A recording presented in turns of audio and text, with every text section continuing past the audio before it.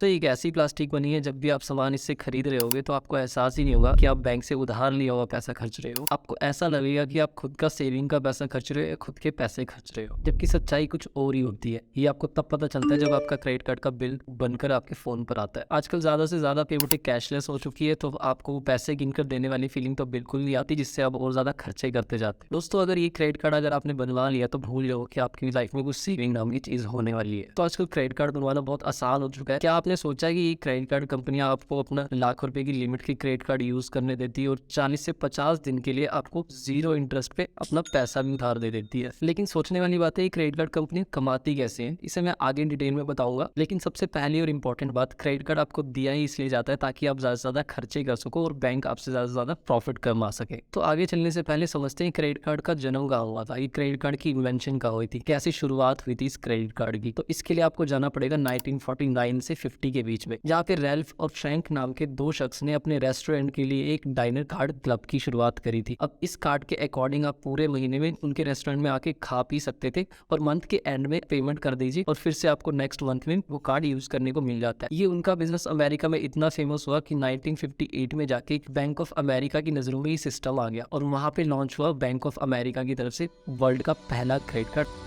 अब समझते हैं क्रेडिट कार्ड पैसे कमाता कैसे। तो नंबर 1, जो मोस्टली क्रेडिट कार्ड आपको दिए जाते हैं उसमें एक एनुअल फीस लगती है, मतलब उस पर एक सालाना चार्ज करता है बैंक आपसे, जिसपे 18% की जीएसटी भी आपको देनी पड़ती है। नंबर 2, जब भी आप पेट्रोल पंप पे अपने क्रेडिट कार्ड से पेमेंट करवाओगे तो वहाँ पे आपको 1% की सर्विस फीस देनी पड़ेगी, जो सीधा सीधा बैंक को चली जाती है, जिसपे आपको 7% का जीएसटी पे करना पड़ता है। अब बहुत सारे केसेस में ये सर्विस फीस रिफंड हो जाती है। Online railway booking, Paytm wallet, credit जैसे बहुत सारे प्लेटफॉर्म से जब भी आप क्रेडिट कार्ड उनके वॉलेट में अमाउंट ऐड करते हो तो वहाँ पे 3 से 4% के बीच में क्रेडिट कार्ड कंपनी आपसे चार्ज करती है, जिसमें आधा कट उस कंपनी का होता है जिससे आप यूज कर रहे हो। और दोस्तों, गलती से भी अगर आपने क्रेडिट कार्ड से एटीएम से जाके कैश निकलवा लिया तो भैया आपकी लंका लग जाएगी। तो भैया यहाँ पे मोटा मोटा 2 तरह की फीस क्रेडिट कार्ड आपसे चार्ज करेगा। नंबर 1 पे आती है कैश एडवांस फीस। अब जब भी आप क्रेडिट कार्ड से एटीएम से जाके पैसे कैश विड्रॉ करवाओगे तो ये फीस इंस्टेंट आपके अकाउंट से कट जाती है और बैंक को डायरेक्टली चली जाती है। दोस्तों, ये मेरे दोस्त की क्रेडिट कार्ड की स्टेटमेंट है, जिसने 18 फरवरी 2023 को एटीएम से विड्रॉल करवाए थे 8,000 रुपए। अब आप देख सकते हो सेम उसी डेट को 18 फरवरी 2023 को ही सेम उसी दिन 300 रुपए भी डेबिट होकर डायरेक्ट बैंक को चले गए थे, जहाँ पे मेंशन है कैश एडवांस फीस, जिसके बारे में मैं आपको बता रहा हूँ। तो ये वो फीस है जो इंस्टेंट कट के बैंक को चली जाती है। अब ये फीस 2.5% किसी किसी बैंक में फिक्स होती है, 2.5% किसी में 3%, बैंक टू बैंक वेरी करता है। अब बहुत सारे लोग सोचेंगे कि यार मुझे अगर 1,000 रुपए निकलवाने हैं तो 25 रुपए देना ज्यादा बड़ी बात नहीं है 1,000 रुपए के ऊपर। तो दोस्तों, यहाँ पे भी बैंक आपके साथ गेम खेलता है। बैंक ने यहाँ पे कैपिंग लगा रखी है 300, 400 या 250 रुपए की एक फिक्स फीस की। मतलब कि अगर आप 100 रुपए भी निकलवाते हो तब भी आपको 250, 300, 400, 500 रुपए देने पड़ेंगे, जो भी बैंक का फिक्स अमाउंट होगा वो आप उनकी वेबसाइट पे जाके चेक कर सकते हो। मतलब कि बैंक ने यहाँ पे बोल दिया कि मैं मिनिमम 300 रुपए चार्ज करूंगा ही करूंगा आपके हर एक ट्रांजेक्शन पे। मतलब कि अगर आप यहाँ पे 1,000 रुपए भी निकलवाओगे तब भी आपको मिनिमम अमाउंट जो कैपिंग अमाउंट है वो देना पड़ेगा, मतलब कि जो 250 रुपए या 300 रुपए हो गया। और अगर आप इससे ऊपर जाते हो लाइक 10 या 15,000 रुपए जाते हो तो उसके अकॉर्डिंग आपको 2.5% की फीस देनी पड़ेगी। दोस्तों, नंबर 2 के चार्जेस आते हैं फाइनेंस चार्जेस। जो भी अमाउंट आप निकलवाते हो एटीएम जाके, उस अमाउंट का आप जब तक उसकी पेमेंट नहीं करते हो तब तक डेली बेसिस के अकॉर्डिंग 2 से 3% का इंटरेस्ट आपके उस अमाउंट पे लगता रहेगा क्रेडिट कार्ड पे। और दोस्तों, इनका सबसे बड़ा हथियार होता है आपकी बेवकूफी,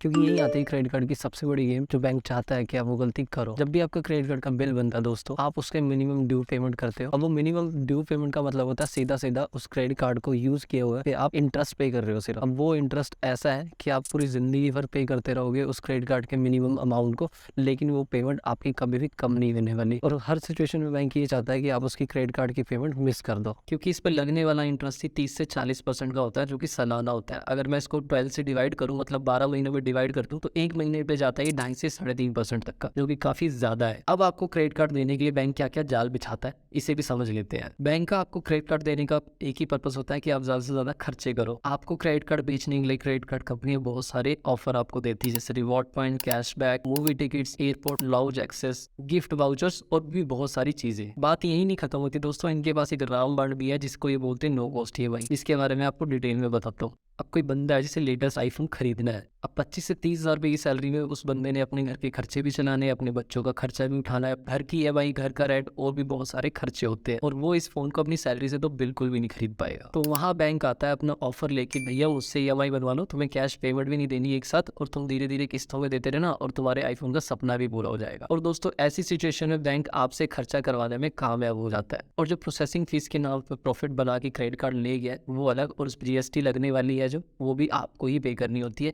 ये आपको तब पता चलता है जब क्रेडिट कार्ड का बिल बनकर आपके फ़ोन पर आता है। दोस्तों समझने वाली बात ये कि नो कॉस्ट ईएमआई आपको आज की डेट में मैक्सिमम प्रोडक्ट्स पे मिल जाएगी, जो कि ब्रांड और बैंक आपस में कोलैबोरेशन करके बनाते हैं। इस तरह से आपकी खरीदने की पावर को और ज़्यादा बूस्ट किया जाता है और ज़्यादा बढ़ाया जाता है। मतलब कि जो चीज़ें आप पहले अफोर्ड नहीं कर पा रहे थे, अब वो क्रेडिट कार्ड की वजह से आप अफोर्ड कर पा रहे हो, और यही चीज़ें आपकी आगे चलकर आदत में बदल जाता है, आपको पता भी नहीं चलता है। दोस्तों ये तो थी नो कॉस्ट ईएमआई की सिचुएशन, जहाँ पे दुकानदार को भी फायदा होगा और बैंक को भी फायदा होगा। अब आपको समझाता हूँ कि कुछ दुकानदार क्रेडिट कार्ड लेने से कतराते भी है। अब आप बोलोगे कि सर क्रेडिट कार्ड लेने से तो दुकानदार ज़्यादा हैप्पी रहेगा, उसका ज़्यादा से ज़्यादा माल बिक रहा है। मेरे दोस्त वो नो कॉस्ट ईएमआई के केस में होता है, ब्रांड पे नो कॉस्ट ईएमआई है ही नहीं और उसकी पेमेंट आप क्रेडिट कार्ड से करते हो, तो उस केस में दुकानदार हमेशा कतराते हैं या मना करेंगे, हमें क्रेडिट कार्ड से पेमेंट मत करो, डेबिट कार्ड या कैश पेमेंट करते। बहुत बार आपने देखा होगा जब भी आप क्रेडिट कार्ड से पेमेंट करते हो तो दुकानदार बोलता है कि भाई इस पे 2% एक्स्ट्रा लगेगा। अब वो 2% एक्स्ट्रा लगेगा क्यों, चलिए इस बारे में बात करते हैं। दोस्तों जैसा कि आपको पता है आज के टाइम में डेटा की वैल्यू बहुत ज्यादा है। आज की डेट में स्विगी और जोमेटो सभी यूज करते हैं। स्विगी और जोमेटो अपने डेटा को किस तरह से यूज करते हैं पैसा कमाने के लिए, मैं आपको बताता हूँ। आपको लगता होगा कि सिर्फ खाने को घर तक डिलीवर करा और उस पर डिलीवरी चार्जेस लिए, उसमें से कुछ कट बाइकर वाले को दिया, कुछ कट खुद रखा, यही उनका बिजनेस मॉडल है। ऐसा नहीं है बिल्कुल भी। अब कोई शख्स है जिसने इस शहर के अंदर रेस्टोरेंट खोलना है, अब वो ढूंढ रहे हैं कि भाई मैं शहर के कौन से कोने पे कौन सी जगह पर अपना अच्छा रेस्टोरेंट खोल सकूं जहां पे मैं अच्छी सेल्स निकाल पाऊं। वहां पे एंट्री मारती है स्विगी और जोमेटो की टीम। वो बोलती है भैया इस शहर का हमारे पास 10 सालों का डेटा है, आप हमारे पास आइए, हम आपको कंसल्ट करेंगे, जिसे वो बोलते हैं कंसल्टिंग सर्विस। वो आपको बताते हैं कि इस शहर में ये साउथ इंडियन फूड इस कोने में ज्यादा से ज्यादा सेल्स निकालता है, तो आप यहाँ पर ये वाले फूड के लिए रेस्टोरेंट खोल सकते हैं। इस तरह से वो एक अच्छी हाई फीस चार्ज करते हैं उस शख्स से। आई होप कि आपको पता चला होगा कि डेटा की कितनी ज्यादा वैल्यू है। आपके पास कोई क्रेडिट कार्ड है HDFC बैंक का, और जहाँ पे आप सामान लेने जा रहे हो वहाँ पे जो स्वाइप मशीन है जिसमें आपका कार्ड को स्वाइप किया जाता है वो है ICICI बैंक का। अब जब भी आप उस कार्ड से पेमेंट करोगे तो बैंक उस ट्रांजैक्शन को कंप्लीट करने के लिए आपकी डिटेल को शेयर करेगा उस स्वाइप मशीन के साथ। बिना डिटेल शेयर किए बिना वो ट्रांजैक्शन कंप्लीट नहीं हो पाएगी। अब ये दोनों बैंक आपस में कॉम्पिटिटर है और ये बोलते हैं कि भाई मैं अपने यूजर की डिटेल आपको क्यों दूं, कल को आपने फ्यूचर में कुछ अच्छा सा ऑफर उसको दे के अपने पास बुला लिया तो मैं तो इससे जो प्रॉफिट कमाने वाला हूँ फ्यूचर में वो तो मेरा खत्म ही हो गया यहाँ पे। तो यहाँ पे एंट्री मारती हैं दो बड़ी कंपनियां जिसका नाम है मास्टर कार्ड और वीजा। अब ये दोनों कंपनियां पेमेंट प्रोसेसिंग कंपनीज है जो पेमेंट को प्रोसेस करके कंप्लीट करती है। ये दोनों बैंक्स को भरोसा देती है कि भाई आप हमसे डिटेल शेयर करो, हम आपकी डिटेल आपस में शेयर नहीं होने देंगे और आपके कस्टमर की जो पेमेंट है उसको प्रोसेस करके कंप्लीट करेंगे, वेरीफाई करके प्रॉपर तरीके से। तो ये बैंक राजी हो जाते हैं कि चलो ठीक है भाई, वीजा और मास्टर कार्ड कंपनियां कुछ फीस चार्ज करती है जो कहलाता है 2%। अब ये गेम घूम कर आती है दुकानदार के ऊपर। दुकानदार से वो 2% चार्ज करती है कंपनी, आपसे चार्ज नहीं करती, और अकॉर्डिंग टू गवर्नमेंट रूल वो आप कस्टमर से चार्ज नहीं कर सकते, कस्टमर बेयर नहीं करेगा, दुकानदार को ही बेयर करने पड़ेगा। जो मार्जिन होता है वो कम हो जाता है दुकानदार का, इसलिए वो कस्टमर से डिमांड करता है कि भैया 2% हम आपसे ही लेंगे